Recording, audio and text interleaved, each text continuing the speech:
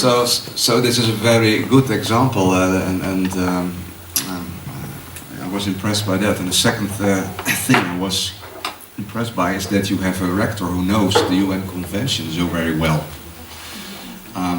So I'm jealous of this because that our rector at our university also has this knowledge and awareness of the UN Convention.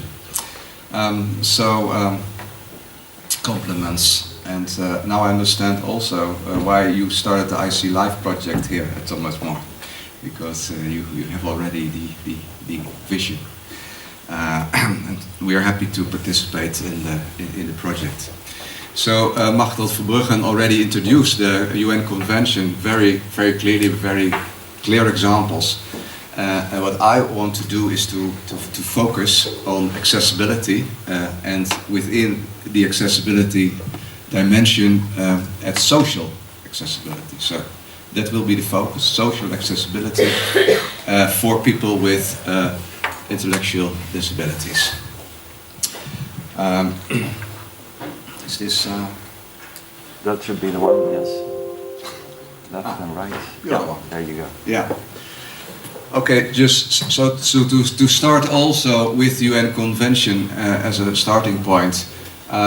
Already in the preamble, it states that accessibility is very important.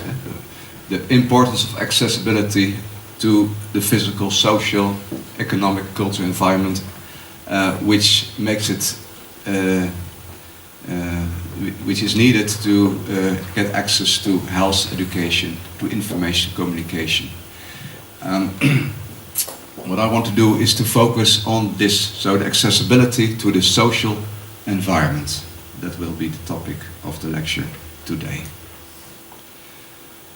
In Article 26 of the Convention, it says that all states parties shall take effective and appropriate measures to attain and maintain maximum social ability. So you're talking also about ability. And I will explain a little later that ability and disability, of course, are very much connected. That we, like Machtel already explained, it's always a question of interaction between an individual and the environment. So it's also to do with the abilities of the environment. So I will talk a little bit about the different dimensions of the concept of social accessibility, about barriers and about solutions. And I should also now apologize because my talk is not very socially accessible, especially not for persons who don't understand English. And also because this is a very unfriendly sheet in terms of the too many words. It's the only one with this length. But I want to show it because in Article 9 it's all about accessibility. It's the overarching article because it enables persons with disability to live independently and participate fully in all aspects of life.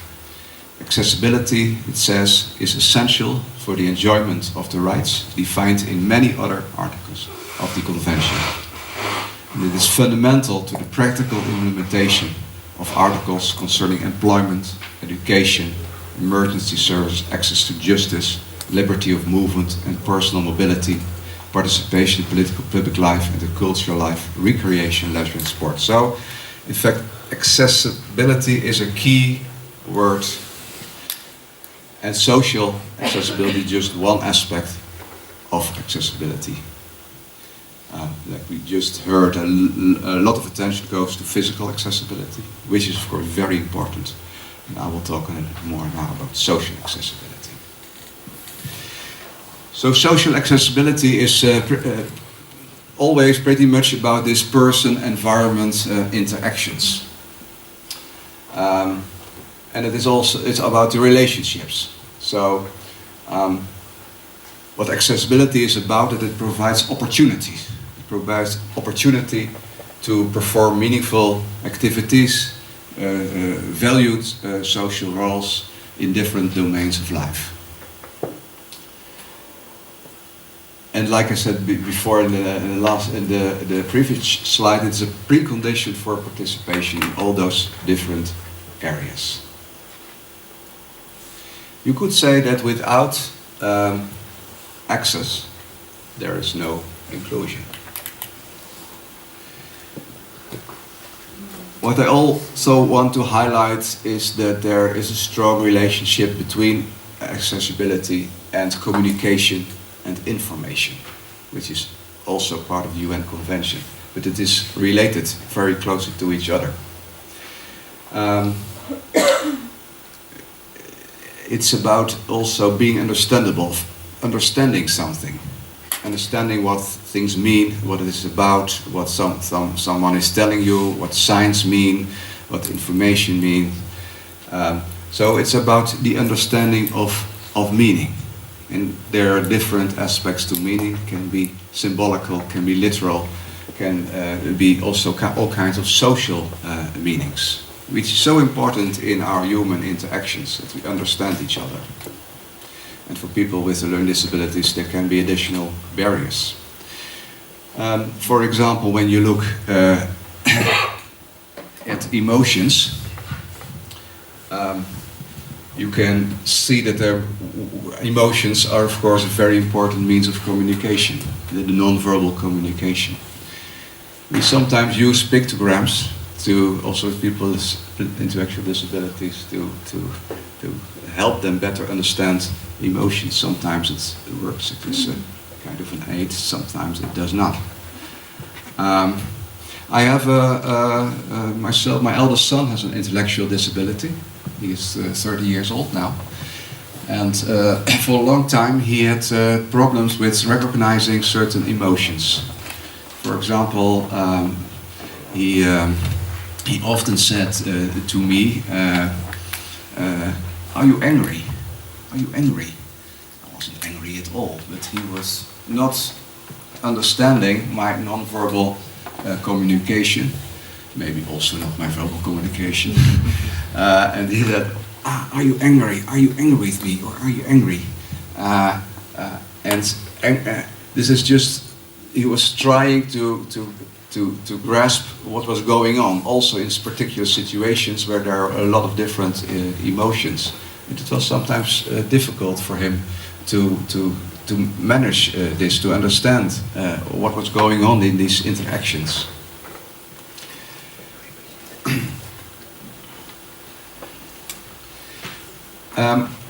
This will be very familiar to you, the International Classification of Human Functioning, the ICF.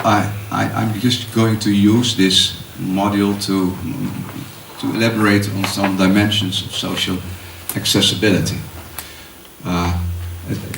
Is anybody, is someone not familiar with this model? You two, okay.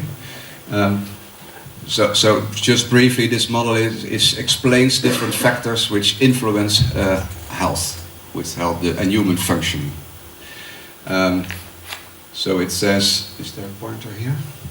Yes, there's a pointer in the middle. The middle, okay. The health condition consists of your bodily functions, so your anatomic structure, and it contains of the activities and the skills also you have for activities, and also participation. So all together, it determines your health condition. And there can be normal functioning where you're in balance. It can be also that you have an impairment, for example, some cognitive problem, and that leads to limitations in activities, and this can be connected to participating in social life. But also the environmental factors and also a number of personal factors influence how someone functions. So this is in short, but I'm going to use it just to explain a little bit more the idea of social accessibility. Because it has to do with environmental factors, it has also to do with personal factors, and it can influence activities and can influence participation. So when you talk about social accessibility, there can be a lot of barriers in the social interactions. People can have a lot of stupid ideas about someone with a disability. There can be stigmatization. What a lot of people also experience is childish treatment, that you are treated like a child and not as an adult. And of course there are many different forms of miscommunication. This can all be barriers to social accessibility, and I will mention even a number more of them later on. But when you look at the social, the personal factors, also how someone is as a character, as a person, including some of the skills someone has, also influences the social interactions. So, for example, if someone is very sociable, hey, that's a nice guy, you know, always fun with him. That's different than someone is, you know, being not communicative, behaving strange, sometimes aggressive. And that's a completely different situation. Can all result from the same situation, and also self-confidence is very important. If someone is not feeling very confident, he often tend to withdraw him or herself and not engage in communication so much. And of course, skills someone has, social skills, but also often reading skills, also influences how people can understand communication and information. I know a guy, his name is Bas. I know him already for 15 years, and I like him a lot, but he's not very communicative. He only uses very short sentences. He never engages in a personal conversation, never. But every time when I meet him somewhere, he says to me, "Oh, not you again!" And then he's turning around and he's walking away. But he's laughing at the same time to me, because I know he likes me and I like him. But that's his way of communicating. For 15 years he's doing the same thing. Every time I see him somewhere, I meet him somewhere, he says, "No, not you again." So that's if you don't know this, of course, it can be very, what's this, you know? He's turning his back towards me, he doesn't want me. Okay, maybe I should also avoid him because he's behaving very strangely.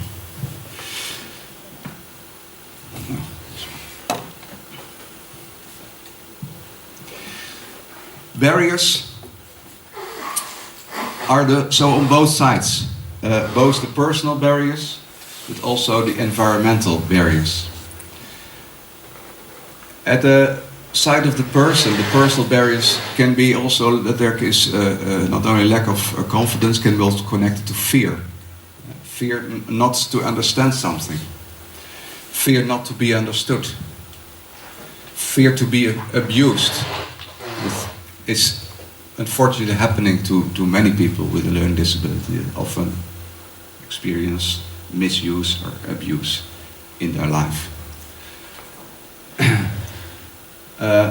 Anxiety in crowds. Some people don't like big groups, or they want in public places like busy buses or trains. A short concentration span is also something can be taken into account.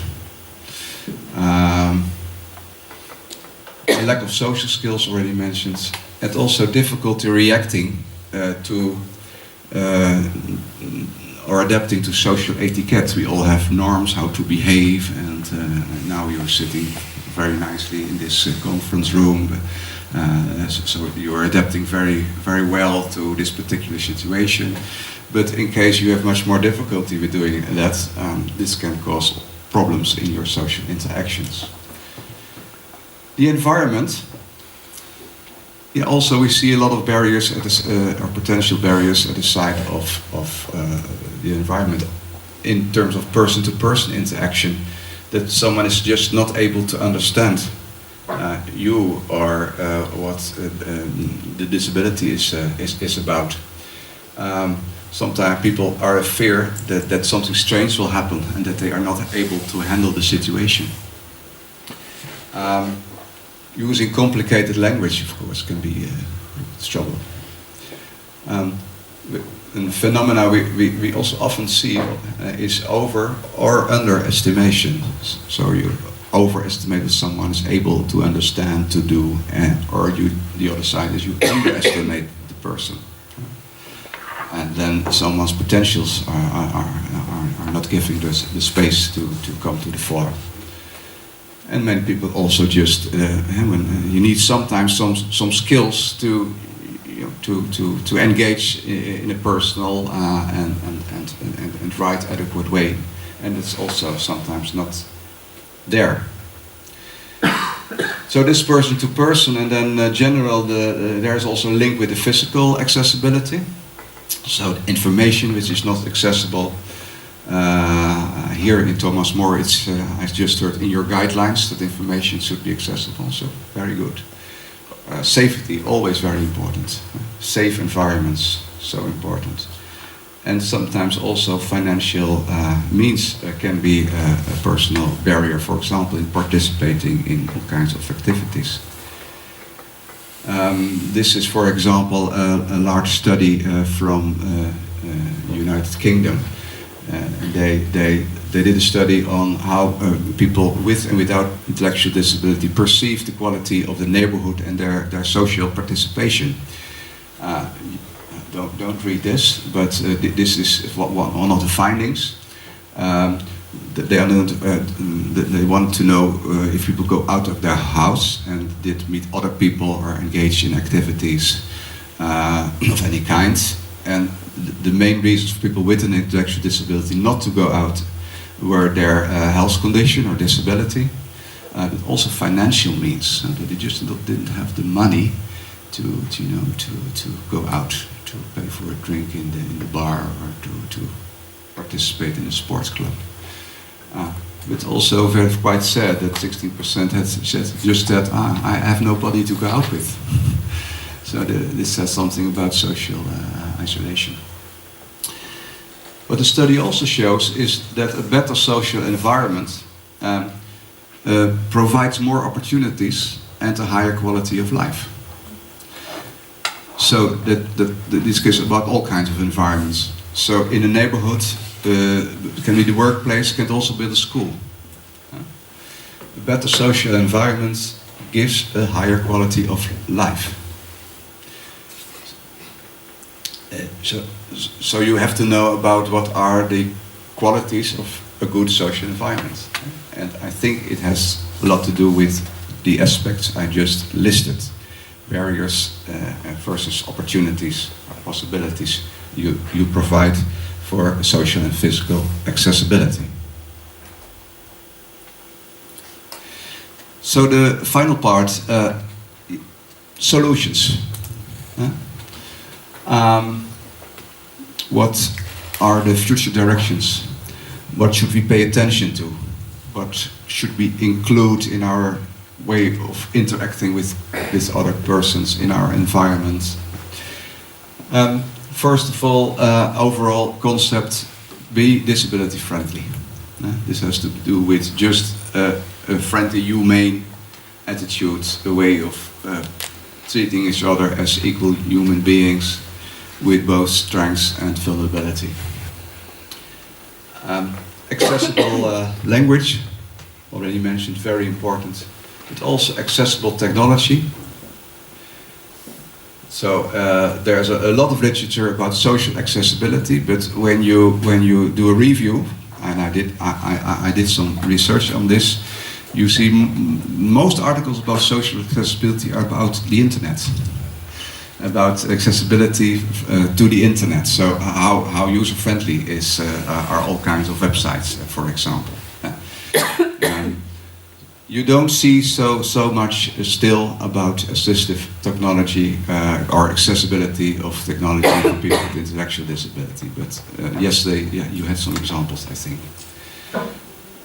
Then something which I call supportive communication. both verbal and non-verbal. What is communication which supports social accessibility, which supports human interactions?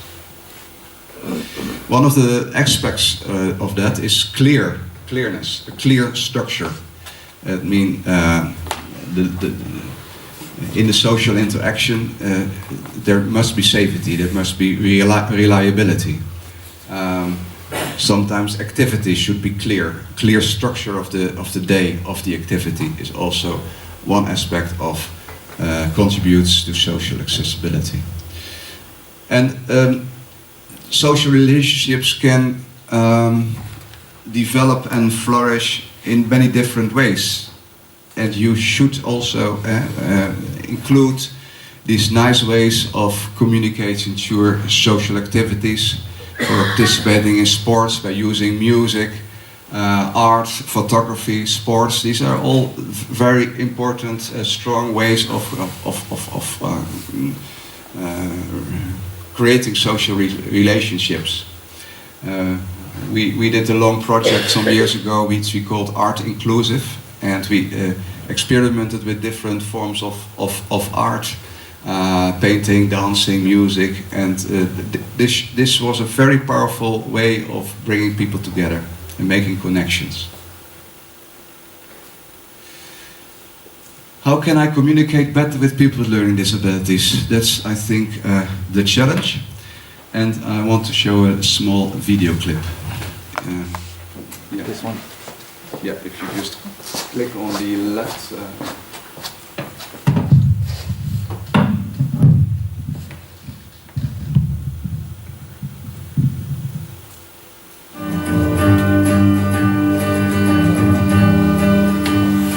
Talk to them. They talk their language. Some people actually use themselves on many interpreters. Other people, yeah, they can understand it, but it might take a little bit longer to process, as it does with me. Braille, like the person who's blind, so like it's in Braille they can read it and like communicate with someone who's blind by a different way, and and someone who's deaf, sign language, because then they can understand how to work with that person much better. Don't be patronising. Gonna need more help, maybe don't beat this if you can, or find a way in playing things in a way that is suitable for them. You see me care instead of just seeing me as a person. By talking to them, not missing like speaking fast to them, spending time with them and getting to know them before they communicate. Someone is exactly the same as someone without, it just might take longer to understand things and longer time to explain things, so that person needs to take time to listen to them. Well, you've got to make time because you're speaking to a person with a learning disability, and you want my views. You've got to go out my way to speak. Well, for me, it's important that people are clear, really, and that they sort of take the time to sort of make sure that I understand what they're saying, and I could have trouble with that because my hearing's not great, or because they're using a turn of phrase I'm not familiar with, or whatever.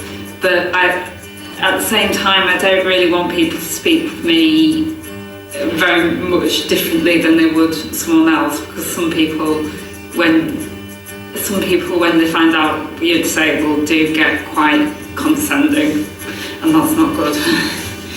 Listen carefully, ask questions, and be more understanding and sympathetic. Just take your time, don't rush it, just answer slowly questions, because if you rush a question, they're not going to get in their head properly in time. It's like they're not going to get in, they're not going to listen in time to the question. Speaking up to the doctors and saying, I can't understand this, can you talk to me more clearly so I can understand it? Communicate to me, not you, I'm the carer. ask me, what do I want?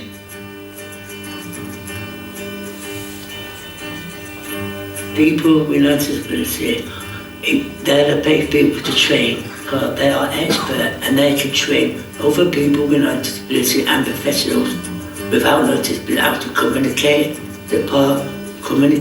listening and attitudes. It's like a snowball effect. They should be trained upon a disability awareness, so they can understand a person with disability and they know who they're talking to, their disability. Nurses and doctors and give a higher people on top to realise we are people, we're not just numbers, we're not just things on paper, we are people.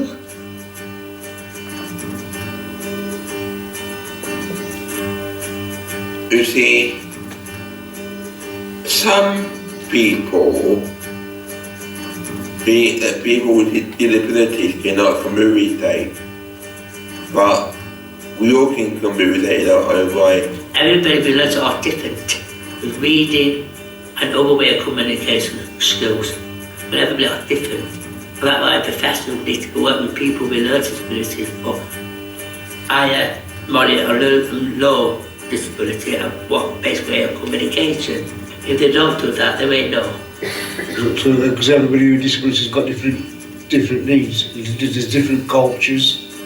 If you like to be treated with respect from your friend, then treat the person with disability you're working with or bumping into, treat them with respect as well and talk to them with respect. It could be better, could be improved.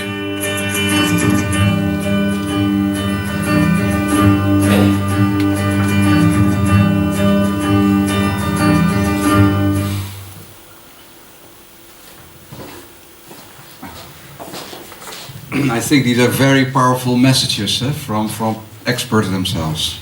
So it speaks for itself. Just one more slide, and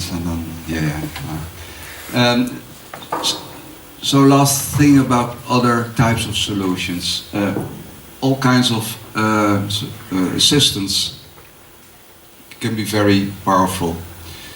First of all, personal support.